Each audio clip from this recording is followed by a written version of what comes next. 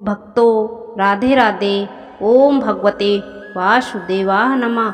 आज हमारे चैनल में आप लोगों का स्वागत है। अभी तक अधिक मास की कथा चल रही है। चौथा अध्याय पूर्ण हुआ, आज पांचवा अध्याय शुरू हो रहा है।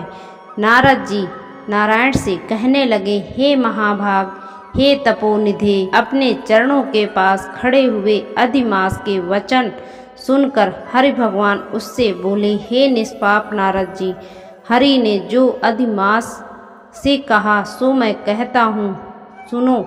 हे मुनि श्रेष्ठ, तुम धन्य हो, मुझसे श्रेष्ठ कथा पूछते हो।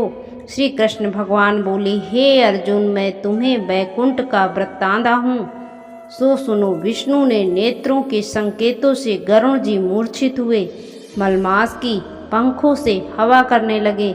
तब होश आने पर मलमास बोला, हे नाथ, मुझे यह सब अच्छा नहीं लगता है। हे जगाधार, हे जगतधार, हे जगपते, हे विष्णु, मुझ शरण में आए हुए रक्षा करो, मुझे शरणागत क्यों त्यागते हो। ऐसा कहकर कांपता हुआ बार बार विलाप करने लगा।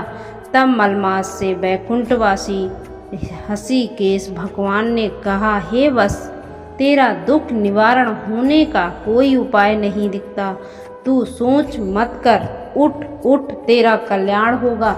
ऐसा कह मन में पल भर में उपाय निकालकर फिर बोले, हे विष्णु भगवान बोले, हे वत्स, आओ मेरे साथ गोलोक धाम चलो, जो योगियों के भी दुर्लभ हैं। जहाँ भगवान श्री कृष्ण कहते हैं, वहाँ गोपी गणों के मध्य में बैठे हुए दो भुजा वाले मुरलीधर नवीन मेघ के समान श्याम शरीर, कमल जैसे विशाल नेत्र जैसे ईश्वर पुरुषोत्तम भगवान श्री कृष्ण विराजमान हैं। शरद ऋतु के पूर्ण चंद्रमा के समान जिनके मुख की शोभा है, करोड़ों कामदेव की भांति सलोने चितचोर लीला के धाम, पीताम्बरा धारी, तुलसी कुंद, मंदार और परिजात के पुष्प की माला पहने, श्रेष्ठ रत्नों के आभूषण पहने, प्रेम के अलंकार रूप भक्तों पर दया करने वाले, कस्तूरी और केशर युक्त चंदन से लेपित शरीर, वक्ष स्थल पर वक्ष चिन्ह और भृगु की लाज से शोभित हृदय, सिर पर श्रेष्ठ रत्नों ने जटित मुकुट तथा कानों में कुंडल पहने, पार्षदों से घिरे हुए रत्नों से जटित सिंहासन पर बैठे हुए हैं, वो परम ब्रह्म पुराण पुरुषोत्तम है। और श्री नारायण बोले, इतना कह हरि भगवान मलमास का हाथ पकड़कर गोलोक ले गए। हे नारद, पहले वहाँ ज्ञान रूपी अंधेरे का नाश करने वाले, ज्ञान रूपी मार्ग को दिखाने वाले, प्रलय काल में ज्योति स्वरूप करोड़ों सूर्यों के समान प्रभा वाले, नित्य असंख्य विश्व के कारण विभु परमात्मा को इच्छामय लाल रंग की ज्योति दिखाई दी। हे मुने, इस ज्योति के भीतर ही सुंदर 3 लोक थे। इसके ऊपर सनातन ब्रह्म लोक की भांति गोलोक है।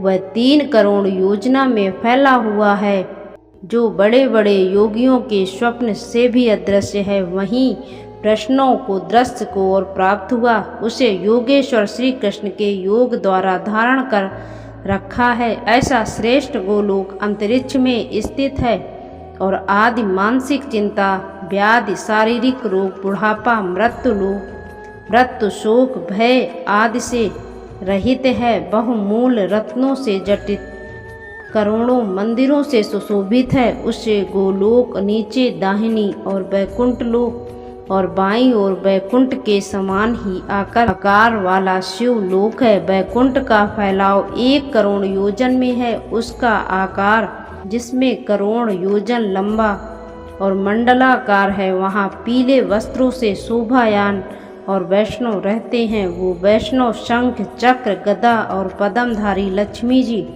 के साथ चतुर्भुज रूप में रहते हैं। और वैकुंठ की स्त्रियां लक्ष्मी जी के समान सुंदर हैं और चलने के पायजेब और करधनी की झंकार बड़ी प्यारी होती है। गोलोक के बाईं ओर शिवलोक है, वहाँ प्रलय नहीं होता है और सृष्टि काल में पार्षद लोक रहते हैं।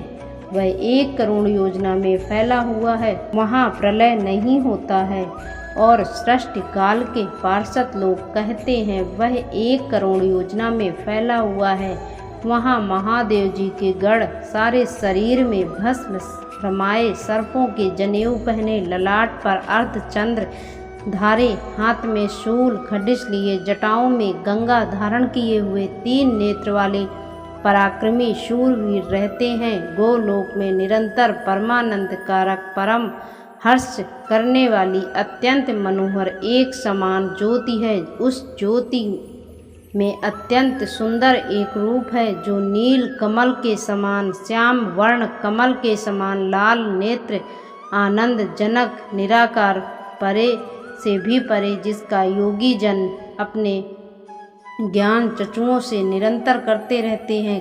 करोड़ों शरद ऋतु के पूर्ण चंद्रमा के समान अत्यंत दीप्तिमान मुख, करोड़ों कामदेव के समान सुंदर लीला के स्थल पर 2 भुजाधारी मुरलीधर मधुर स्कान युक्त पीले वस्त्र पहने ही सी वस्त्र चिन्ह भृगु की लात और कौ सुशोभित हृदय, करोड़ों श्रेष्ठ रत्नों से जटित मुकुट और कंकड़ों से शोभित रत्नों के सिंहासन पर बैठे हुए हैं।